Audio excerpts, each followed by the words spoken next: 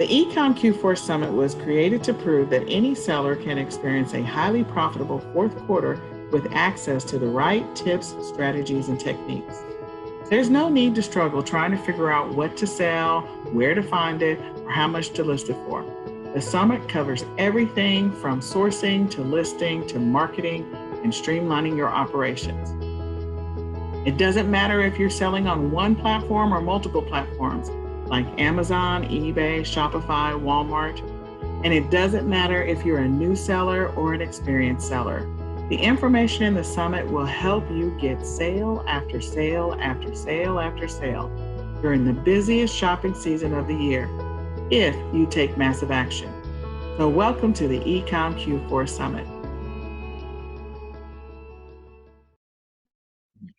Hello, my name is Schermer Tamir, and I'm so excited to be presenting today with the eCom Q4 Summit, helping you make sure that you are all set up to crush not only sales this holiday season, but setting you up with great momentum to ride that wave into 2023 and beyond. Today, more specifically, I'm going to be talking about how to create a winning product page for killer Q4 sales. We're going to be looking more specifically at what it takes to create a standout Amazon listing, but a lot of these rules can be applied to whatever marketplace you might be selling on, be it Walmart, be it your own website, or anywhere else. So as I mentioned, my name is Schermer Tamir. The gentleman standing to the left of me in that photo is my husband and business partner, Erez.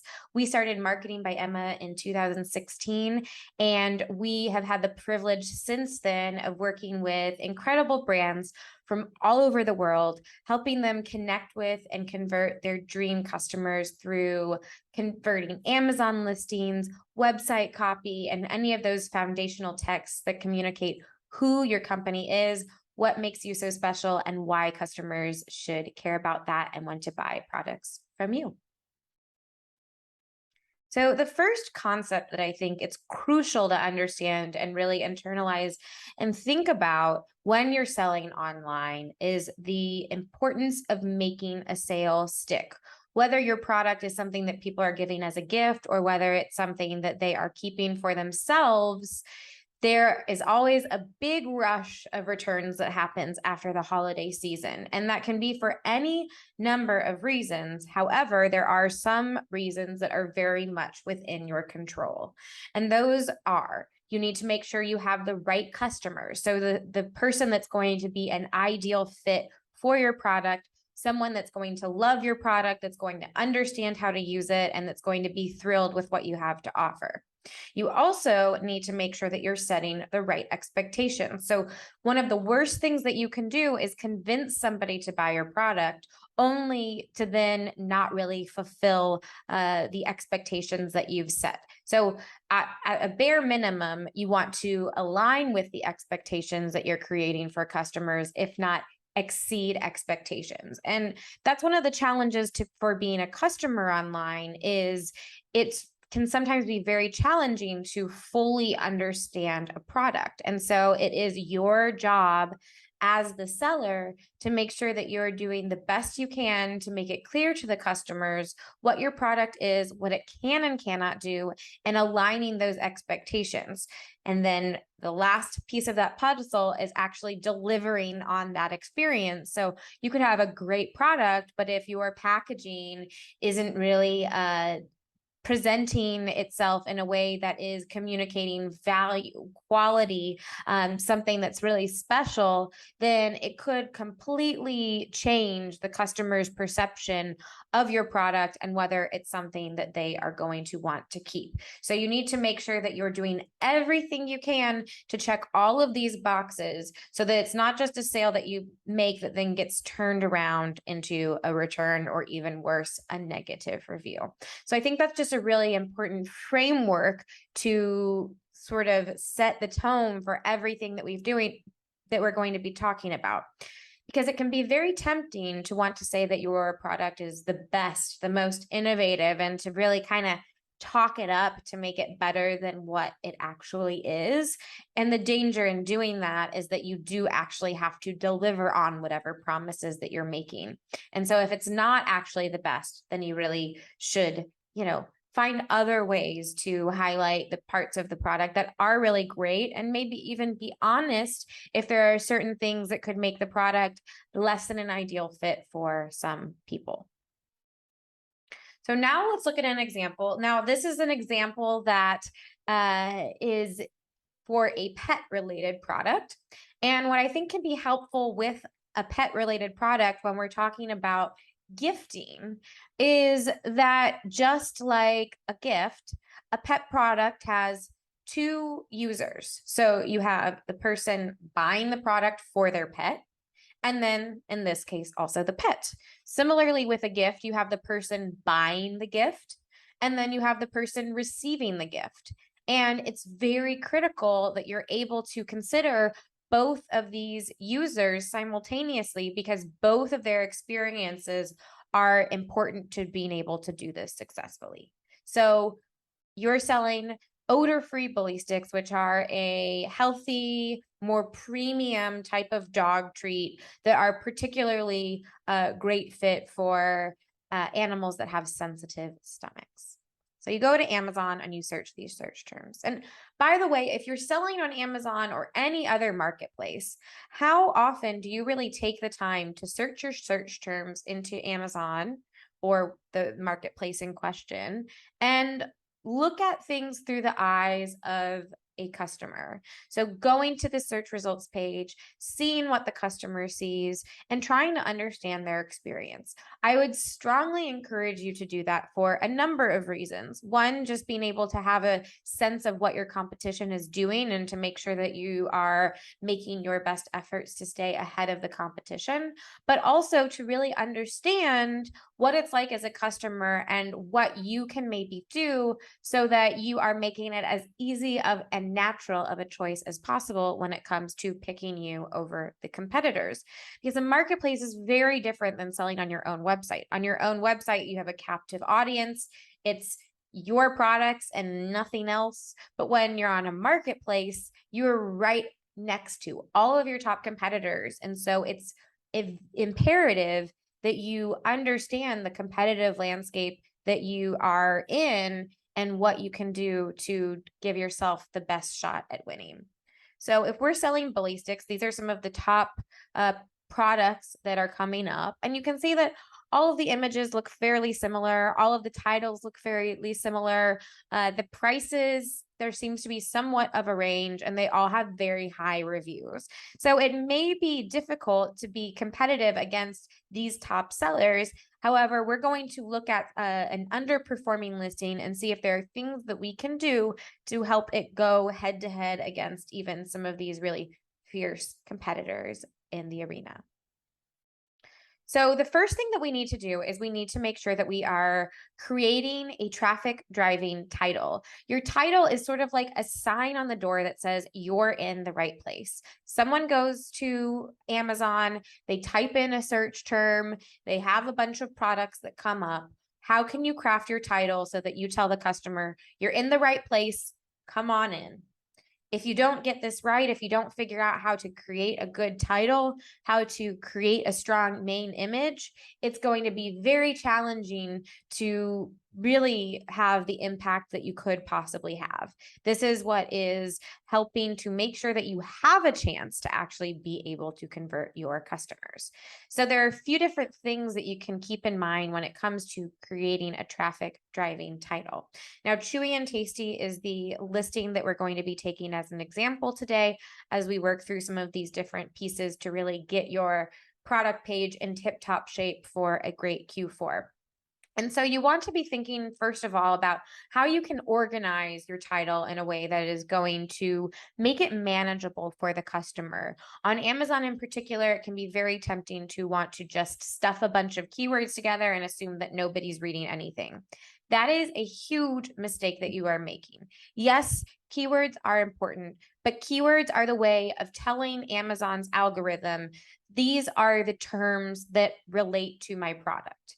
However, If you can't actually drive sales on those keywords, then none of it matters. So, as much as keywords are important, it's crucial that you are always putting the customer first through all of the creative efforts that you do, whether it's creating images or writing text, and ensuring that you are crafting every single thing in a way that's really helping the customer understand your product, felt seen and understood, and like your product is a good fit for them. If all you do is throw in a bunch of keywords, you may give the algorithm some interesting information to work with, but it's not going to actually work in your favor in the long run because you're not going to be converting on those keywords. So chunking information into like pieces is really helpful.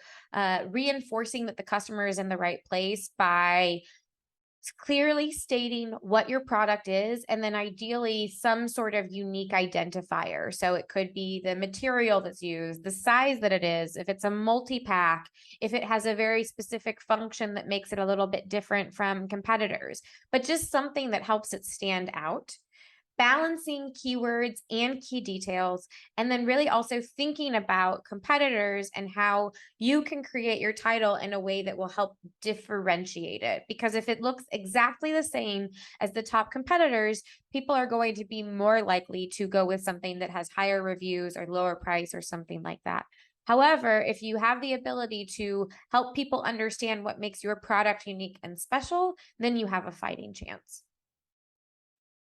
So what does that look like? This is confusing on the left. This is the old title versus click driving on the right, which is a title that I've rewritten. And I've also used some placeholders because I don't know a lot about the specific product. And so these are sort of some details that I might want to find out or present if I was in fact selling this product myself. So you see I've written chewy and tasty odor-free bully sticks. So right off the bat, I've made that odor-free element really prominent because that's what I'm wanting to position myself around. How many and the thickness is also a very important attribute of this product. That's going to help me understand as a customer if this is the appropriately sized treat for my dog, both based on the dog's age as well as the breed and even how vigorous of a chewer they are. So that might seem like a little bit of a detail that doesn't matter all that much, but it really does. And then it can also help me assess the price and whether that price seems fair or whether it's maybe a really good deal or super expensive. And then you see I've kept a lot of the other information, but I've just organized it in a way that makes it a little bit more accessible, especially when we add those dashes in. Again, it kind of chunks information into similar groupings so that I'm not totally overwhelmed by a long string of words. So we've gotten people into the listing with a great title. Now it's our job to reinforce that they're in the right place. So we want to make sure that our product page is well organized and that we are giving the customer all of the information that they need to know to confidently purchase the product. That will include something very similar to the title where we want to group similar information together. We don't want to have a title that, or pardon me, a bullet that starts out about one thing and then turns into being about something totally different. We don't want to have information scattered throughout. Instead, we want to have one bullet that's just about this, the next that's just about that. We want to make sure that we're including all of the need to know information and that we're also being a little bit ruthless in leaving out anything that's not critical to this part of the journey. So if it's something that may be more suitable to once somebody already has the product home with them, perhaps we put that in an insert or on the packaging. If it's something that is a little bit more brand building, perhaps that would be better fitted for the brand story or the A+ content or even the imagery. And so really thinking about where is the best placement for this information without distracting the customer from being able to find the information that they want to know.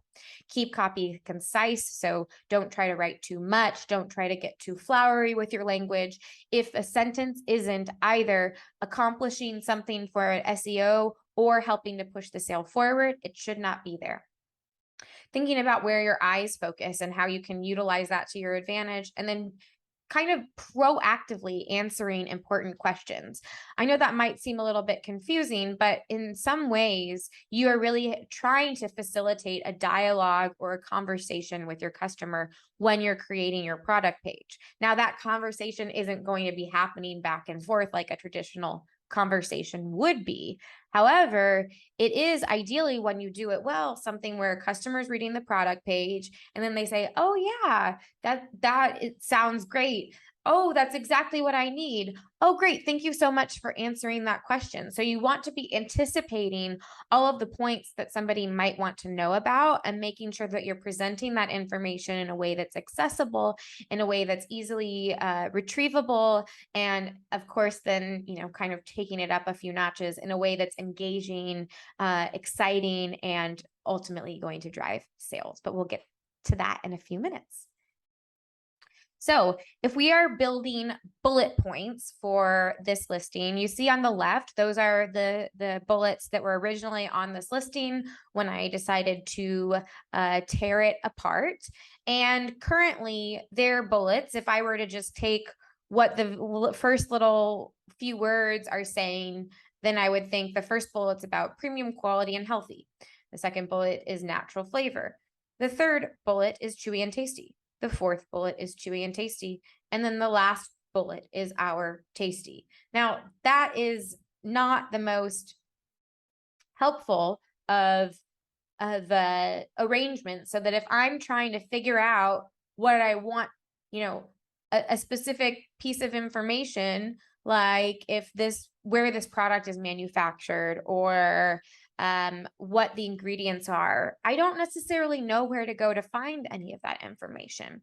So on the right-hand side, we have my framework for building better bullets. And let's actually go to the next slide to take a deeper look at things. So on the left-hand side, we have the chewy and tasty, sort of what they currently look like. Oh, and let's go backwards here. So what I would propose as a framework that you can use for how to kind of formulate your bullets by theme is something like what I've written on the right. So the first being really leaning into your unique selling point and what the primary benefit of the product is. So at the end of the day, what is that main reason why the majority of people want to buy your product? Number two, important features and the main buying criteria. So what are those? What's maybe that one or 2 points that the majority of people need to know? Three might be secondary features. So these aren't as important, but they're still pieces of information that a lot of people want to know. Bullet four is really great for things like care, compatible with, good for, manufactured in. So not as critical of information, but still info that a lot of customers would want. And then what we like to use the last bullet for is really that trust and brand building, to reinforce the idea that you are going to be there for the customer if there's a problem, that you're a company that they can trust, and that you are committed to providing them with a positive experience. So on the left, we have the old bullets, and on the right, we have what I might propose as a new sort of set of topics for each of the 5 bullets. So keep the dog happy, healthy, and out of trouble. Why I chose to do this is because if you look at a lot of the competitors' listings, they tend to really just lean into the fact that these are a very healthy treat. And there's nothing wrong with that. And that is a key reason why a lot of people are buying this product.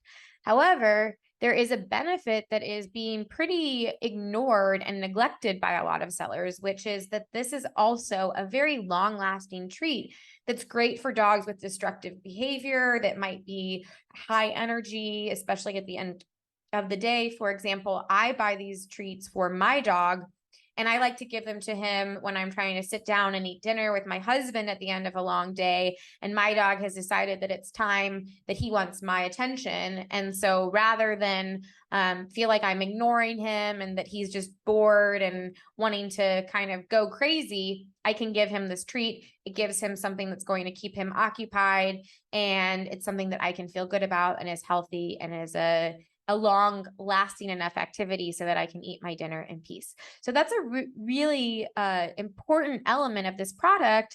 And all of the competitors out there are largely ignoring it. So this is a key opportunity to position this product in a unique way that will help it stand out from all of the other products that they're not differentiating on ingredient, because these are just one ingredient. They're not necessarily differentiating on price or on any other kind of functionality. And so we need to think a little bit creatively in order to be able to really set this product apart. So bullet number 2, I am again, we talked about how there are sort of two different beings that are involved in this transaction, the human and the pet. And so we want to make sure that we're not just addressing the pet's experience, but also really keeping the human's experience in mind. So bullet 2, perhaps we would want to say happy human, long lasting, odor free. Bullet 3 is a great ingredient, 100% beef, nutritious. Bullet 4, sourced from and manufactured in. And then bullet number 5, commitment to quality and a positive experience. So we're addressing all of the need to know information while also positioning this in a way that will help it stand out and be able to convert more people. Okay, so we've gotten people into the listing. We've gotten our information organized in a way that's going to help them find the information that they need. Now we want to fuel the desire to buy. This is when things get really fun. This is when you can really start to kind of lean into human psychology and creativity and what you can do to forge a connection with your customers. So thinking about questions like, why would somebody want this product? What problems does it solve? How does it compare to the competitors? What makes it better or different? And what are the emotional drivers behind this want or need? So all of these questions are kind of drilling down into what are those emotional motivators that are making somebody want to go online to buy your product. And the clearer that you can be about these, the stronger job you'll do with all of these efforts. So we want to fuse our benefits and features together. Now, benefits and features are probably two terms that you hear thrown around a lot when you are looking up, basic marketing principles, and they can get a little bit confusing. And so I want to kind of break down what a benefit is and then show you the power that comes from also matching every benefit with a feature.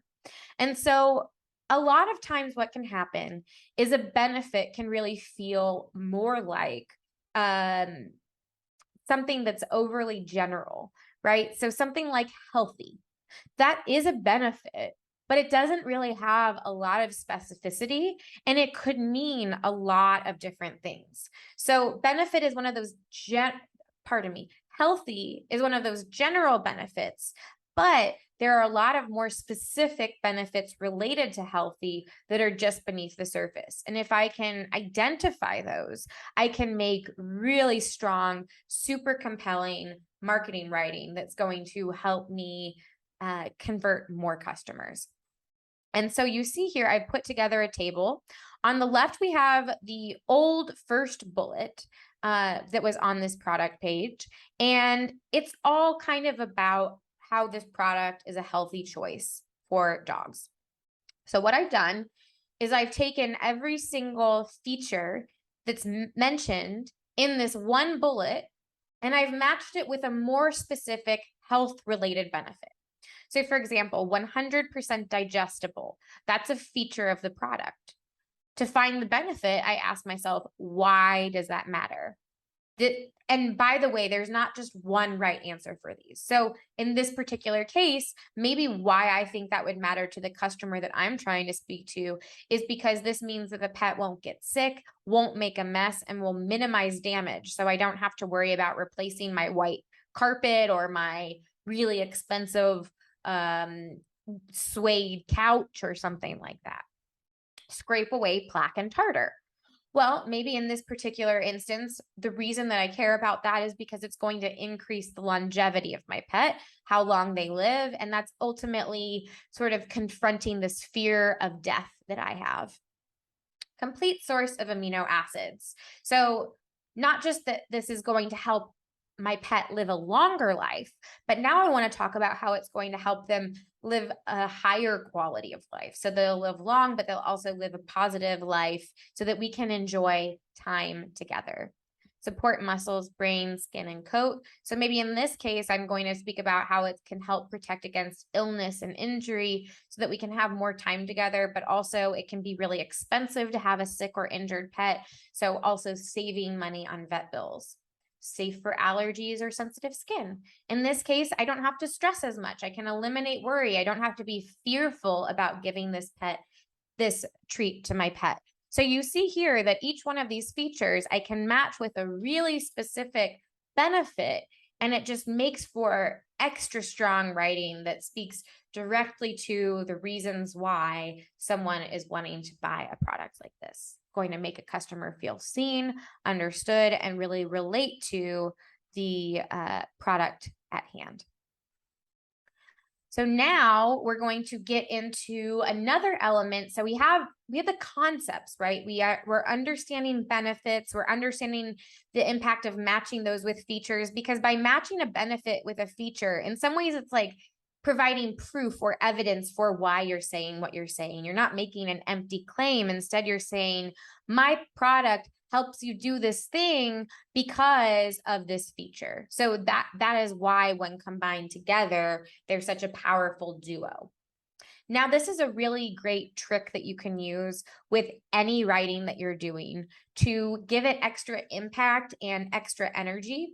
You don't necessarily want to write every single sentence this way, but it's a particularly great technique to use if you're wanting to make sure that you are grabbing and holding customers' attention, which is really what we want to do whenever we are engaging with a potential customer, and is just even more important when it's online, when there are a lot of different things competing for someone's attention. And that is to attract and engage with active language. So what I mean by that is, rather than writing "this feature does this thing," you can write "do this thing thanks to this feature." So it's starting sentences with verbs. It helps you connect emotionally. This is also a really great technique to use if you are creating photo texts, which photo text, what I mean by that is using text and editing it into your images to make really strong infographics that don't just show a pretty picture, but are communicating key benefits or important details about your product, so that no matter what part of your product page a customer is looking at, they're getting information that they want and need in order to be able to get them one step closer to making a purchase. Which, by the way, if you upgrade your ticket, you get 2 free photo texts with any Amazon listing purchase. So that is a $100 value, and I would strongly encourage you to take advantage of that. So let's look at some examples of what this means. Again, we're just pulling apart some sentences from the first bullet, and I'm rewriting them with this technique in mind. So the first sentence: premium quality and healthy, chewy and tasty bully sticks are scrape away plaque and tartar. Now, that sentence also has some grammatical errors, which aren't great, but leaving those aside, even if those were corrected, it still isn't a super strong sentence. Look at how much stronger it gets when we rewrite this with this technique. Eliminate plaque and tartar with premium, chewy, and tasty bully sticks. Now, what's also really great about using active language in this way is that we're really bringing the customer into the conversation. Even though I'm not saying you, I am speaking directly to them. So it's saying, you eliminate plaque and tartar. That the you is implied, but it's very much there. So it makes it a much more engaging sentence to read versus the alternative. So 100% digestible and safe for your dog. Keep your dog safe and healthy because they're 100% digestible. In addition to their high digestibility, so that's one of those phrases that we could just eliminate because it's just repeating the sentence that happened right before. So it's just kind of unnecessary text that's making this longer than what it needs to be. So scrap that. Bully sticks are a tasty single ingredient treat. Treat your best friend to a tasty single ingredient snack. So the second part of that sentence was okay. It was nearly there. We just had to, rewrite it a bit to make it a little bit punchier and more engaging. And then, of course, kind of scratch that repetitive phrase. So we just spoke about how using active language helps to bring the customer into the conversation. And we've spoken about how you can also do that through really addressing the key benefits of your product and being clear about why somebody would want this product. And those are both techniques that you can do to make sure that your product page is really focused on your customer. It's so important that you make them feel seen and understood, and that you do everything you can to connect with your customers, identify with their interests, relate to their concerns, and put them at the center. It's very easy, especially if you don't have a lot of experience doing marketing writing, to just naturally write, we do this. Our brand is great for this. This product is so awesome because of X, Y, and Z. And that the problem with that is, first of all, people don't know to care about you yet. They don't necessarily know who you are. But secondly, is that they're going online because they have a problem that they want to solve or a need that they want to fulfill. And you are a way for them to be able to do that. And so the better job that you can do at reinforcing that this product is going to help them achieve that goal, then you make it much easier for them to pick you.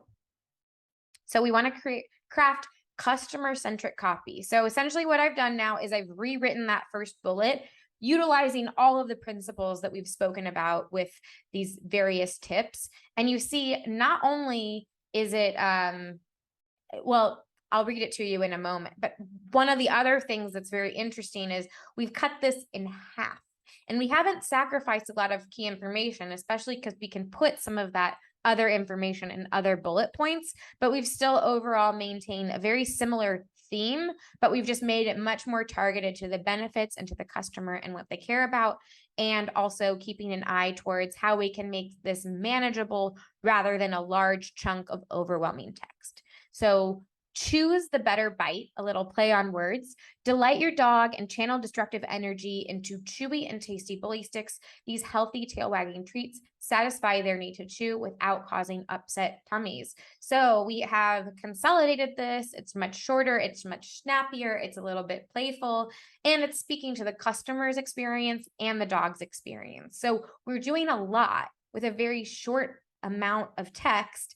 And by doing that, and following the same principle, we can put together a really persuasive, really strong product listing that's going to check all of the boxes, make it easy for customers to choose this product, make them feel confident that this product is going to be a good fit for them, and really begin to compete against the other sellers that are selling something very similar.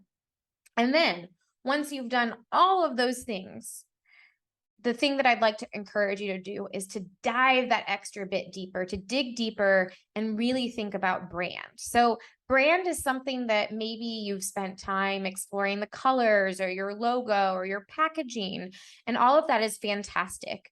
But really constantly thinking about who you are as a brand, how you want to present yourself, how would you kind of describe your brand's identity, the clearer you can get about all of those things, the better job that you'll be able to do with all of the other things that we've spoken about. Because then it's not only about presenting the information in a more formulaic way, but it helps give a unique perspective that you can take with all of your efforts, so that customers that really love what you're doing have an opportunity to connect around that. So understand your brand, develop a unique voice, really utilize brand as a tool to be able to differentiate yourself from your competitors. And story is another fantastic tool that you can utilize to, especially in very crowded markets, stand out in a unique way, and attract your tribe of customers. So I know that was a lot. I hope you got value from this. I'd love to offer you a free listing analysis. We would be delighted to take a look at your Amazon listing or your website or anything else that you'd like us to, and give you some feedback about our observations. So if you just scan this QR code with your phone's camera, or go to marketingbyemma.com/Q4Summit22 and fill out a short form, you'll be able to send that over to our team, and we'll follow up with you about some of our top observations that you can take and then apply yourself. Or if you prefer to get our help making those changes and more, we'd love to explore how we can help you with any of your marketing writing needs. In addition, here are all of our contact details. Please feel free to reach out with any questions or if there's anything that we can help you with. I also recently started a YouTube channel, Marketing by Emma. I would love for you to subscribe. I'm going to be creating all kinds of content around branding, copywriting, building an online business, and a bunch of other random things as well. So thank you so much for taking the time to listen to this presentation today. I can't wait to hear from you, and I wish you an incredible Q4 and beyond.